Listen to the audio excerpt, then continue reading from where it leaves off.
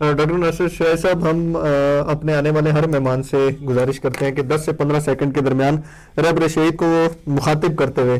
یعنی ایسے سمجھتے ہوئے کہ وہ ہمارے سامنے موجود ہے اور اپنے دل کی بات انہیں کہنا چاہتے ہیں، چاہے انہیں زندگی میں چاہے شہادت کے بعد، 10 سے 15 سیکنڈ میں آپ سے بھی جاننا چاہیں گے۔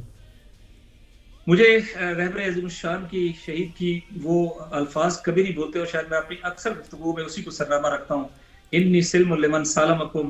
وحرب لمن حاربکم۔ جب وہ زیارت عاشورہ کے یہ الفاظ پڑھتے تھے تو پھر کہتے تھے الی یوم القیامہ، اور پھر بار بار بعض بار اس کو دہراتے بھی تھے الی یوم القیامہ، کہ یہ قیامت تک مبارزہ جاری ہے، اور ہم قیامت تک انشاءاللہ تعالی دشمنوں کے مقابلے میں دشمن کے طور پہ استادہ رہیں گے، اور ان کے دوستوں کے ساتھ دوستوں کے طور پہ استادہ رہیں گے، حتیٰ یہ ہے کہ اس مارکہ حق و باطل میں ہم اپنی جان بھی قربان کر کے اس مقدس شہید کے مقدس لہو کے ساتھ اپنا پیمان وفا پورا کر جائیں۔ دعا کریں کہ اللہ ہمیں اس کی توفیق دے اور ہم بھی اپنا لہو کاروان کے ساتھ ملحق کر سکے، جس کاروان کے آج کے سالات شہید رہبر آیت اللہ سید علی خامنئی علیہ رحمت